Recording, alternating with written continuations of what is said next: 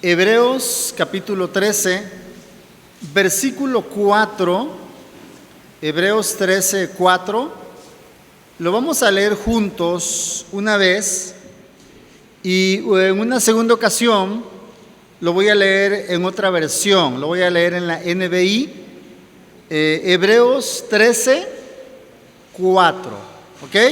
Cuando lo tengan digan amén para que yo sepa que están listos, ¿ok? Hebreos 13, 4, lean conmigo. La palabra de Dios dice de la manera siguiente: honroso sea en todos el matrimonio y el hecho sin mancilla, pero a los fornicarios y a los adúlteros los juzgará Dios. Ahora, escúchenla en la NBI. Tengan todos en alta estima el matrimonio y la fidelidad conyugal, porque Dios juzgará a los adúlteros y a todos los que cometen inmoralidades sexuales. Tengan todos en alta estima el matrimonio y la fidelidad conyugal. Hoy seguimos hablando acerca de nuestra serie sobre la familia. Todo este mes de mayo estamos hablando sobre la familia. Y el tema para hoy es la santidad del matrimonio. La santidad del matrimonio. Y quiero que tengan su Biblia a la mano, porque vamos a ver aspectos elementales acerca de nuestro tema.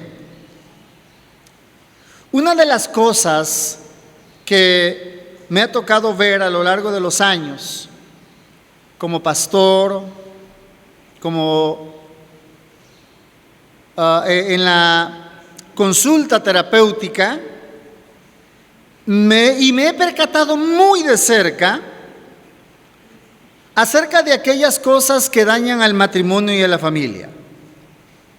Son muchas las cosas que dañan seriamente al matrimonio y a la familia.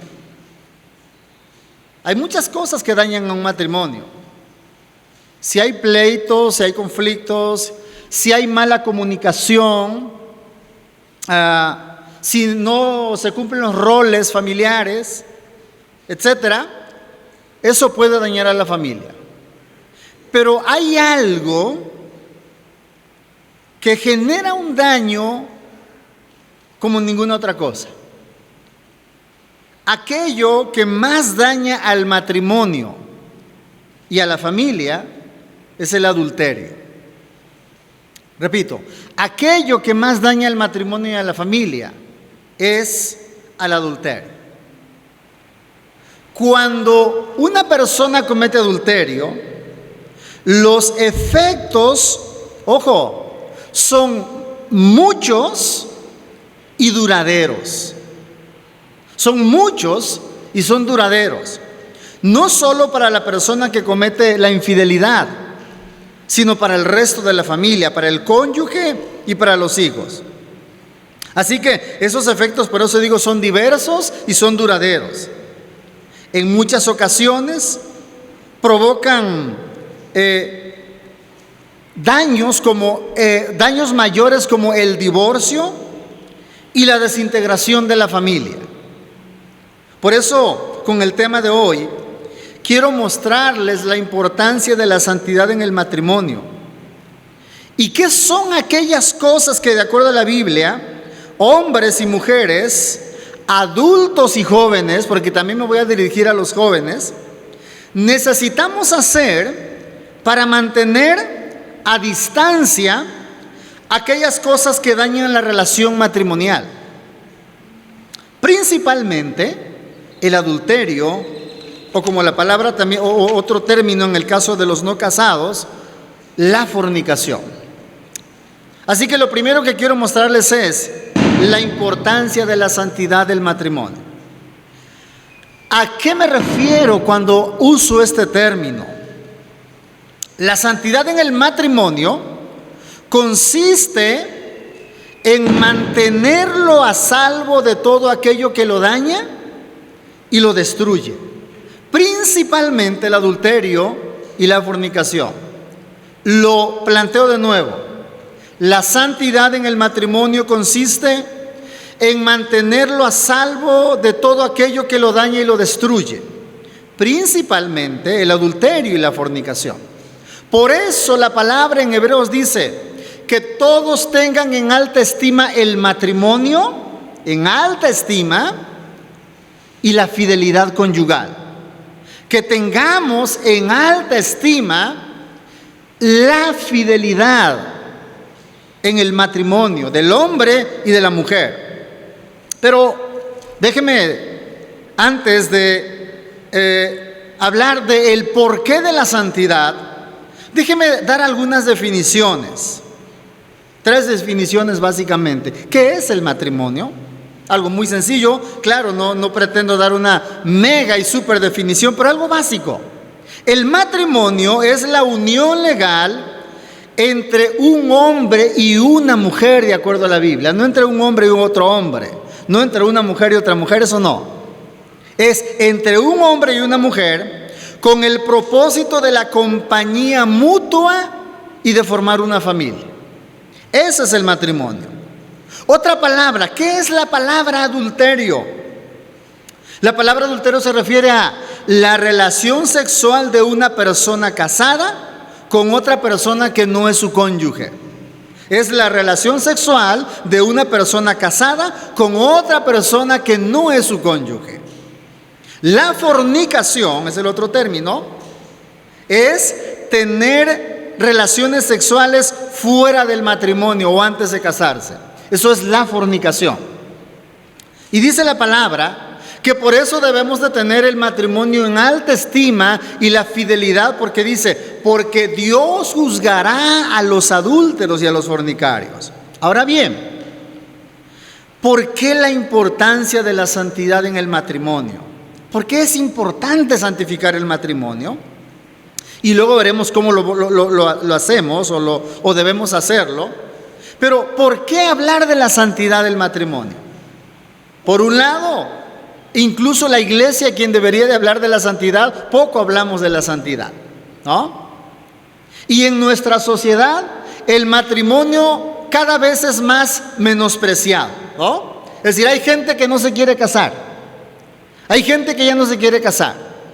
Y entonces ese no es el orden de Dios. El orden de Dios es el matrimonio entre el hombre y la mujer. Pero entonces hablamos de la importancia de la santidad del matrimonio, primero porque Dios lo estableció. Y no solo lo estableció, dice la palabra, con una peculiaridad, con una característica, es decir, con el carácter de algo bueno. También dice la Biblia que Dios bendijo el matrimonio desde el principio. Génesis 1, versículos 27 y 28 dice, y Dios hizo al hombre y a la mujer a su imagen y semejanza. Varón y hembra los hizo. Y luego dice el versículo 28 en la parte 1, y los bendijo. Los bendijo. Así que como Dios bendijo y a través de la bendición santificó el matrimonio, por eso es importante que hablemos de la santidad del matrimonio. Y recuerde que la santidad del matrimonio consiste en mantenerlo a salvo de todo aquello que lo daña y lo destruye. Y principalmente hoy les hablo de el adulterio y la fornicación, porque eso daña y destruye de manera drástica la vida de los involucrados, directa o indirectamente. Me refiero a la familia, a los hijos. La santidad en el matrimonio es importante porque contribuye a la plenitud de vida de la familia.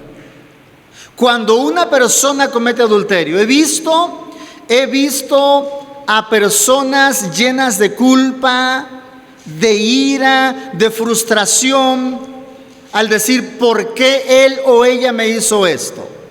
Y he visto a niños llenos de amargura, porque el papá fue infiel o porque la mamá fue infiel.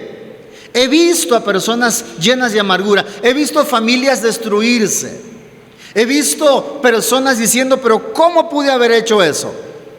Y están tan desesperados que quisieran regresar el tiempo para corregir esa historia, pero ya no se puede. Y los he visto cómo han entrado a periodos de depresión, de ira, de frustración, de mucho enojo. Incluso a veces hay quienes hasta se enojan con Dios. Oí que una persona dijo cuando su cónyuge le falló, le fue infiel, y esa persona dijo: pero ¿por qué Dios permitió que él hiciera eso? Y le echaba la culpa a Dios. ¿Pero por qué Dios lo dejó que hiciera eso? No es la culpa de Dios que un hombre o una mujer sea infiel. Es la responsabilidad de ellos, no de Dios. Pero en un matrimonio santificado, el hombre y la mujer, los hijos, contribuyen o llevan una vida de plenitud. En un matrimonio, en una familia donde hay adulterio o donde hubo adulterio, hay mucho dolor, hay mucho resentimiento, hay mucha ira. Una persona decía acerca de uno de sus padres, decía: pero lo he de ver pagar por lo que nos hizo. Tiene que pagar por lo que hizo. Estaba muy enojada esta persona. Así que es importante la santidad en el matrimonio, porque Dios dice que debemos de tener en alta estima. ¿Qué tanto estima usted su matrimonio? Hay que tener en alta estima el matrimonio. Amén. Algunos dirán: ay, pastor, si supiera la persona con la que estoy casado. Su cónyuge quizá puede ser que diga lo mismo, ¿verdad? Pero tenemos que tener en alta estima el matrimonio. Pero luego debemos de tener en alta estima la fidelidad conyugal. Ojo, debe usted como hombre y como mujer considerar que ser fiel es muy importante, primero, porque de ese modo nosotros honramos a Dios. Segundo, porque de esa manera también bendecimos a nuestra familia. Ahora, ¿qué dice la Biblia acerca de cómo debemos procurar la santidad en el matrimonio? Bueno, la Biblia de hecho nos dice mucho, y quiero que vean conmigo Proverbios capítulo 6, donde hace un rato hemos leído. Proverbios capítulo 6, versículos 20, por favor abra su Biblia y lea allí. Proverbios 6, capítulo 6, versículos 20 en adelante. Y quiero, a través de este pasaje, porque hay mucho que se puede y se debe hacer para mantener la integridad matrimonial, para mantener la santidad en el matrimonio, hay mucho que se puede hacer. Espero que en los próximos meses, ¿verdad?, como iglesia podamos tener un retiro para los matrimonios, ¿verdad? Sería muy bueno, ¿cierto? Irnos a un lugar bonito, pues, donde estudiemos, oremos, ¿verdad? Rentemos habitaciones de hotel muy bonitas, ¿no? Bueno, en el monte, iba a decir aunque sea, pero bueno, no, ¿verdad? O en el monte también, ¿verdad? Bueno, 3 cosas quiero mostrarles acerca de cómo puedes procurar la santidad en tu matrimonio, pero me dirijo también a los jóvenes, porque los jóvenes que, como un poquito lo hablaré más adelante, cuando los jóvenes mantienen su integridad sexual, mantienen la pureza sexual y se esperan hasta el matrimonio, de esa manera ya están ellos guardando la santidad en su matrimonio también. ¿Sí me estoy explicando? Un joven que hace bien las cosas, yo les digo a los jóvenes: chicos, hagan bien las cosas, como Dios dice. Y si hacen bien las cosas, no duden que Dios les va a bendecir. No lo duden. Proverbios 6, 30 al 35. Hay 3 cosas que el pasaje enfatiza y que todos debemos de tomar en cuenta. Hombres y mujeres lo debemos de considerar. Lo primero que el proverbista dice para que mantengamos la santidad en el matrimonio es que atendamos el mandamiento primeramente. Fíjese bien. En otro momento la Biblia nos va a decir que huyamos de la tentación, lo cual no se contradice con esto. Pero Dios, que es infinitamente sabio, Él nos dice por dónde tenemos que empezar para mantenernos en la santidad, para guardar la santidad, para guardar la pureza, para guardar la integridad. Cuando hablo de la pureza, no estoy diciendo que los matrimonios somos o que debemos ser perfectos. No, eso no existe en nosotros. Hablo de mantener la integridad sexual. Hablo de evitar el adulterio o la fornicación, según sea el caso. Y lo primero es que atendamos el mandamiento. Versículos 20 al 24 lo voy a leer en la NBI. Escúchenlo por favor y síganlo con su vista. Hijo mío, obedece el mandamiento de tu padre y no abandones la enseñanza de tu madre. Fíjense lo que viene diciendo. ¿Por qué lo dice? Porque en los hogares judíos, al menos en la antigüedad, y así debe de ser, en los hogares judíos, la educación religiosa y de todo tipo empezaba en la casa. Por eso dice: hijo mío, obedece el mandamiento de tu padre y no abandones la enseñanza de tu madre. Luego dice en el 21: grábatelos en el corazón, cuélgatelos al cuello. Cuando camines te servirán de guía. Cuando duermas vigilarán tu sueño. Cuando despiertes hablarán contigo. El mandamiento es una lámpara, la enseñanza es una luz y la disciplina es el camino a la vida. Pero vean lo que viene. Te protegerá ¿de qué? De la mujer malvada y de la mujer ajena y de su lengua seductora. El mandamiento, hermanos míos y hermanas, importa que guardemos el mandamiento. Déjenme darle un ejemplo. Cuando José estaba en Egipto, recuerdan ustedes que José era un hombre temeroso de Dios. Y acuérdense que su patrona le andaba echando ojitos, ¿se acuerdan de eso? ¿Verdad? Le coqueteaba y un día de plano se le declaró. Y José dijo, fíjense lo que dijo: ¿cómo haría yo este mal pecando contra el Señor? ¿Cuál fue el motivo para él? Dios. Él no dijo: oiga, ¿y si el patrón nos descubre? Voy a perder mi chamba, ¿no? ¿O me va a meter a la cárcel? No, el motivo no fue los demás. No es que los demás no importen, pero la primera causa, si usted quiere mantenerse mucho más protegido del pecado, del adulterio y de otros pecados, de la fornicación, tiene que abrazar el mandamiento de Dios. Tiene que creer en el mandamiento de Dios. Tiene que convencerse por el mandamiento de Dios. Que su motivo sea Dios. No lo hago porque eso ofende a Dios.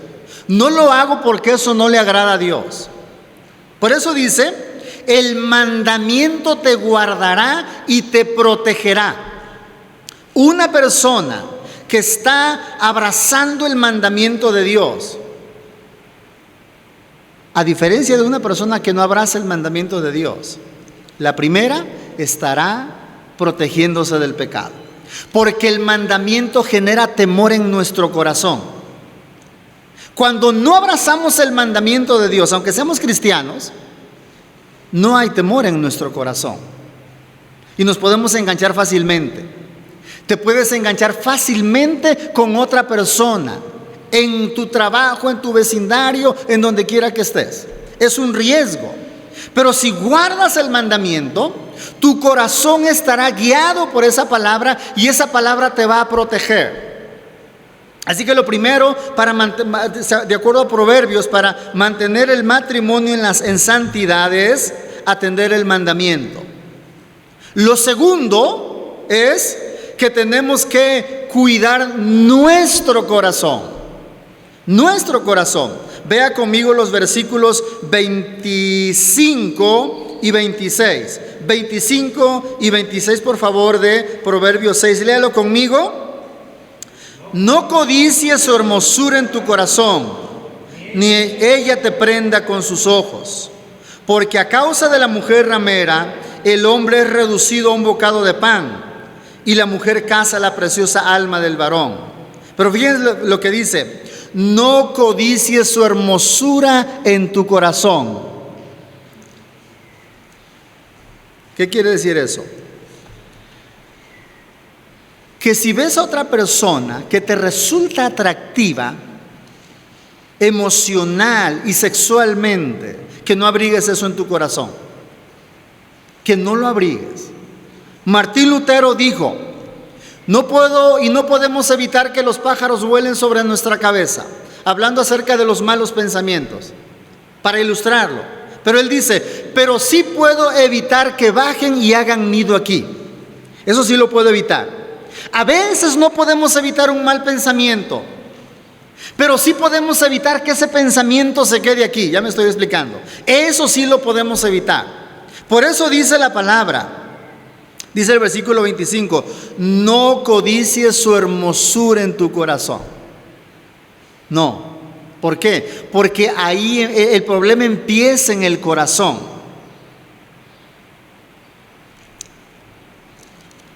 Hay personas que cuando cometen esta falta, y a veces uno en el proceso de terapia, yo les pregunto: ¿y cómo ocurrió? O sea, es decir, ¿cómo fue que te involucraste con alguien más? Y hay quienes dicen: pues así nomás, ni cuenta me di. No, eso tuvo un inicio. ¿Sí me estoy explicando? Hay un momento, y normalmente empieza en el corazón y aquí. Cuando se queda en la mente y en el corazón y no lo erradicamos, Santiago dice que entonces eso, ¿verdad? El pecado en su momento se concreta, el pecado da a luz, dice Santiago, ¿verdad? Es decir, el pecado se concreta en algún momento. Por eso debemos de tener mucho cuidado y no abrigar nada en nuestro corazón, y orar y pedirle a Dios que nos ayude. Así que, primero, guardar el mandamiento. Segundo, cuida tu corazón. Porque si de repente te ves pensando en tu compañera de trabajo, en tu compañero de trabajo, ¿verdad? Y te ves pensando, de repente ya tu mente ya está tomando otros rumbos. Y ahí es lo peligroso. Por eso dice: no codicies su belleza o su hermosura en tu corazón. No guardes eso en tu corazón.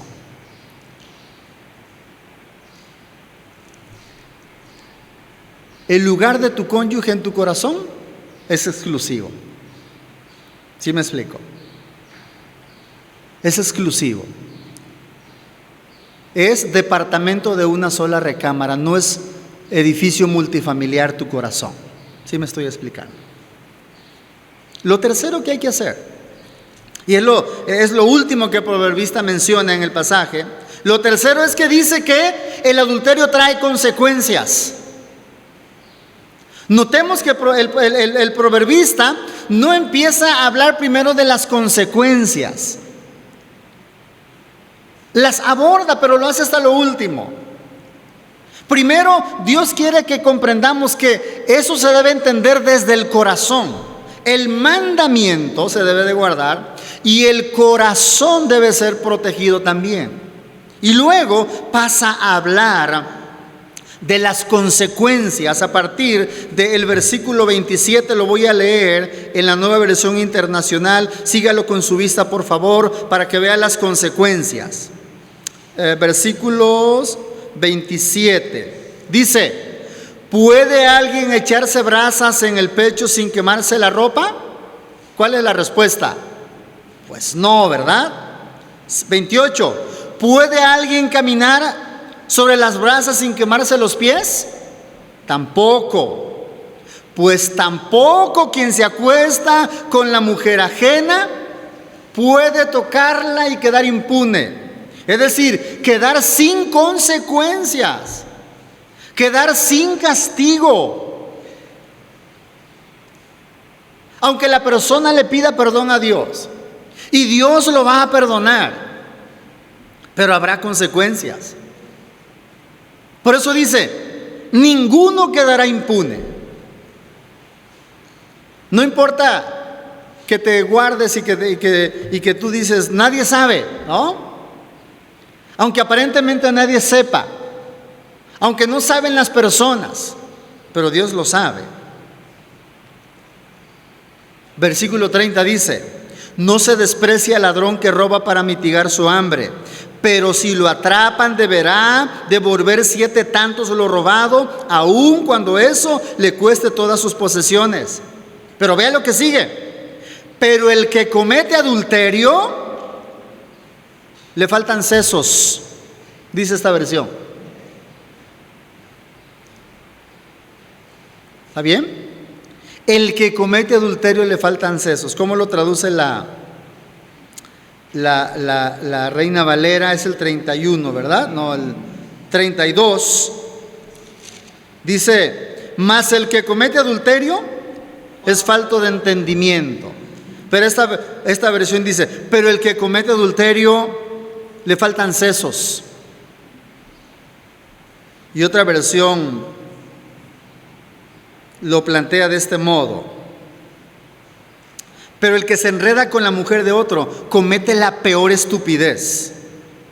Y otra versión, vean cómo lo traduce la Viviente, pero el hombre que comete adulterio es un necio total. En nuestra cultura hay personas que cuando cometen una infidelidad lo presumen. Dice la palabra, no, eres un estúpido, es lo que dice la palabra. O sea, no eres listo, eres estúpido, es lo que la palabra dice, ¿no? Entonces, aquel que anda presumiendo, ¿no? Usted los puede escuchar, no le diga eres estúpido, pero piénselo. De acuerdo a la Biblia,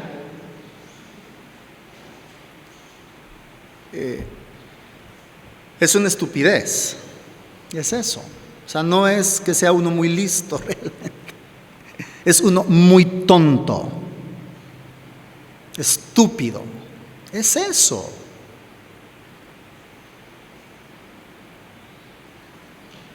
Sigue diciendo versículo 33. Pero vea, el 32 dice, la última parte del 32, el que así actúa se destruye a sí mismo. Ojo. El que así actúa se destruye a sí mismo. He visto hombres perder su trabajo, perder su matrimonio, perder a sus hijos por causa del adulterio. Por eso, el que así actúa se destruye a sí mismo, pero destruye también a la familia. No sacará más que golpes y vergüenzas, y no podrá borrar su oprobio, porque los celos desatan la furia del esposo, y éste no perdonará el día de la venganza. Ahora, no está diciendo, no está fomentando la Biblia la venganza, no, solo está diciendo que si el esposo o la parte ofendida opta por la venganza, que a veces eso ocurre, dice que no perdonará, ni aceptará nada en desagravio, ni se contentará con muchos regalos.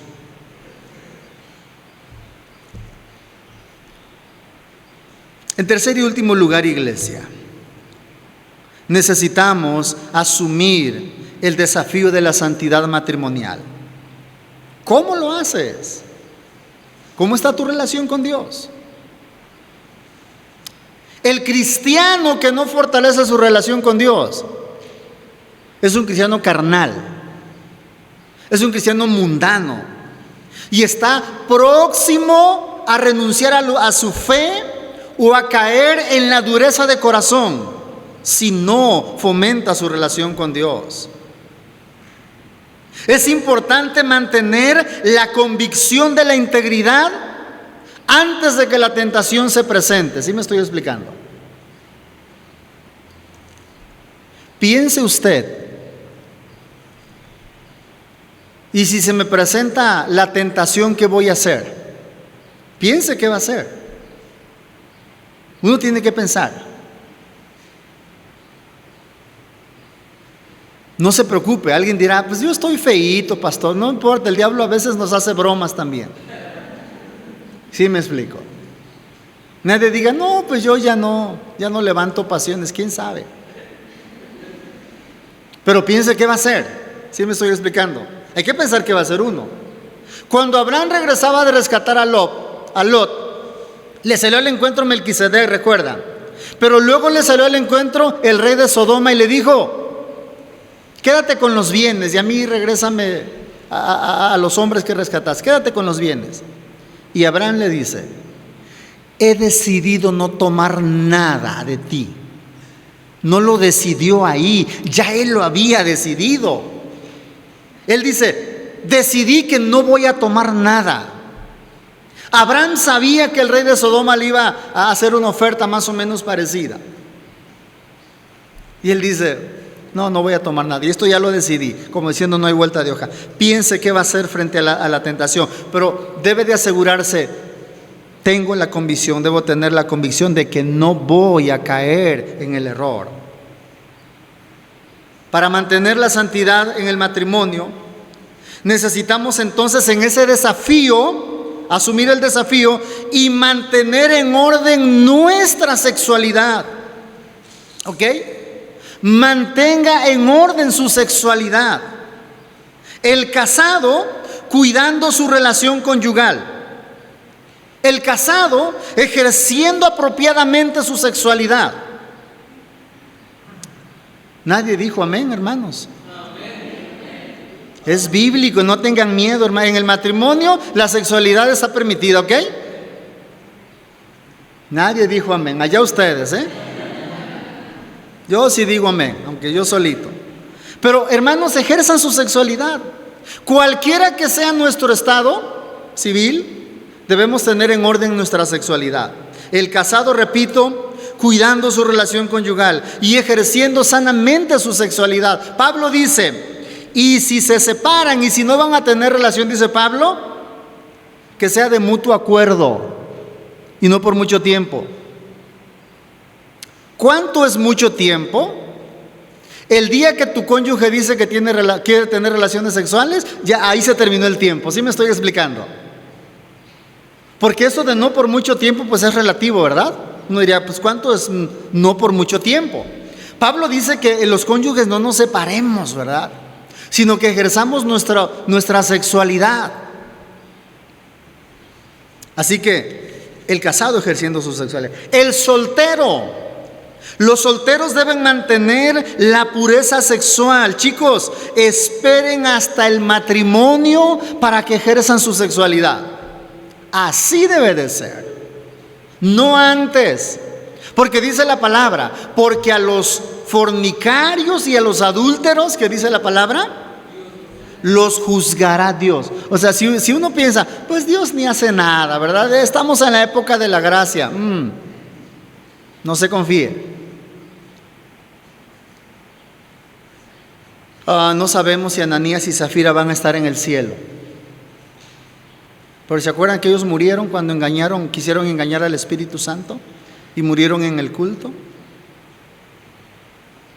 Si los vemos en el cielo, les puedo preguntar, oye, ¿pero qué pensaste? ¿Creíste que por la gracia no te iba a pasar nada? Pues quizá diga, sí, yo pensé que ya por la gracia pues podía yo hacer lo que quisiera. Resulta que mira, me mandaron antes de tiempo para acá. Cultive su comunión con Dios para mantener la santidad. Si somos obedientes a Dios, lo honramos a Él y somos bendecidos porque Dios bendice la obediencia. Si desobedecemos, tendremos que enfrentar las consecuencias. Porque aunque le pidamos perdón a Dios, sí nos perdona, pero las consecuencias vienen. Cuando David cometió adulterio, ¿se acuerda? Es todo un caso. Dios lo perdonó. Él dijo, sí, he cometido pecado. Y el profeta le dice, Dios ha perdonado tu pecado. Pero se le vinieron las consecuencias terribles. Su familia se desmoronó. Su reino se empezó a desmoronar también. David nunca fue el mismo. Su familia nunca fue la misma. Nunca fue la misma. Concluyo diciendo, los casados debemos cuidar nuestro matrimonio procurando la santidad.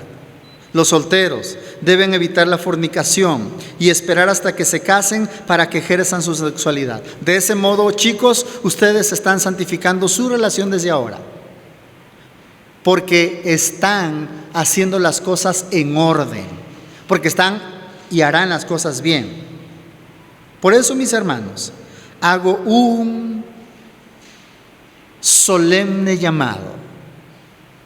Hago un solemne llamado a todos ustedes, en el nombre del Señor, a que se lo tomen con la más absoluta seriedad. Esto hay que tomarlo con la más absoluta seriedad y decidir vivir en obediencia. Eso es lo que necesitamos hacer. Amén. Oremos. Padre, te rogamos que nos ayudes a tener en alta estima el matrimonio y la fidelidad conyugal. Te pedimos, Padre, que bendigas, protejas y santifiques a los matrimonios de la iglesia. Pero también bendice a los jóvenes, oh Señor. Padre, ayúdalos, guíalos, para que ellos comprendan que hay un tiempo para todo. Y que es en el matrimonio donde podemos y debemos ejercer nuestra sexualidad. Da tu bendición, Señor, y concédenos evitar estos pecados y cualquier otro que dañe al matrimonio y a la familia. Ayúdanos, Señor, y bendice a aquellos matrimonios que hoy tienen problemas, que hoy tienen luchas, que hoy tienen crisis, Padre. Concédeles el arrepentimiento. Concédeles, Padre, tu bendición. En el nombre de Jesús, bendícenos a todos. Amén.